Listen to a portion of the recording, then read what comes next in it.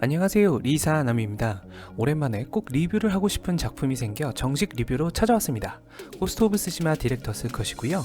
한 번도 느껴보지 못한 분들과 PS4로 이미 즐겨본 분들의 입장에서 과연 살만한 가치가 있을지 함께 보시죠.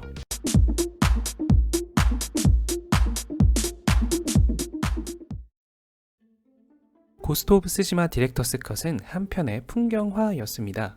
원작보다 좀 더 어둡고 묵직한 느낌의 수묵화 같은 풍경화 말이죠. 채도를 좀 낮춤으로써 주인공 사카이진이 느꼈을 전쟁의 참혹함과 그의 내면의 어두운 면을 잘 강조했고요. 그러면서도 게임 중간중간 펼쳐지는 풍경 묘사는 여전히 강렬한 색감의 표현으로 마치 그곳에 살고 있는 듯한 착각을 느껴지게 해주더라고요. 원작의 장점은 그대로 살려둔 채 어두운 인물 묘사와 전투 효과로 사실성을 더했고요. 다만 어느 정도 민감하지 않은 분들이라면 풀 HD 화질의 화면으로는 구별하기가 쉽지는 않은 수준의 차이점이라고 볼 수 있겠습니다. 기교는 적지만 개별 캐릭터의 질감 표현과 전투시 묘사를 더욱 사실적이게 표현해서 더더욱 잔인한 현실을 볼 수 있도록 살려냈더라고요. DLC 편 이키섬 스토리에 들어서는 또 다른 곳에 온 것처럼 또 다른 곳이긴 하죠. 아무튼 새로운 색감의 향연이 시작되고요. 스시마 섬이 벚꽃과 단풍의 공간이었으면 이키섬은 보라색 꽃밭이라고 할 수 있겠네요.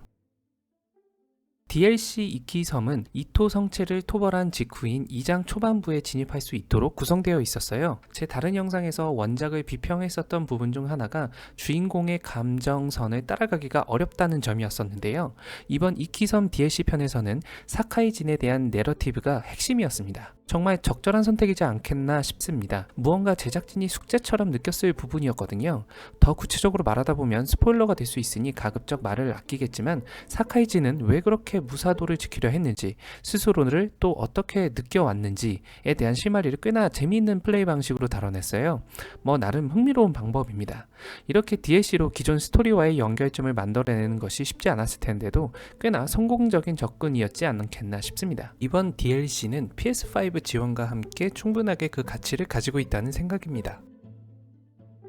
최근 들어 쉬벌리2를 즐겨와서 그런지 아무래도 쉬벌리2와 비교하게 되는데요. 쉬벌리2에서도 만족스러웠던 부분이 몰입도를 높여주는 듀얼센스의 활용이었습니다. 디렉터스 컷에서도 메타스코어가 88점까지 오를 수 있었던 가장 큰 이유가 이 듀얼센스의 표현 덕분이지 않겠나 싶은데요. 왜냐하면 이전 작을 하위 호환으로 플레이할 때와는 차원이 다른 느낌이었거든요. 이번 디렉터스 컷에서 듀얼센스 표현에 정말 놀랐습니다. 말을 타고 달릴 때의 햅틱 피드백의 말발굽 진동, 바람 방향의 진동질감, 물속을 걸을 때의 찰랑거림, 전투시 느껴지는 찰진 마찰이 게임하는 내내 손에서 느껴지는데 이게 참 늘 새롭더라고요.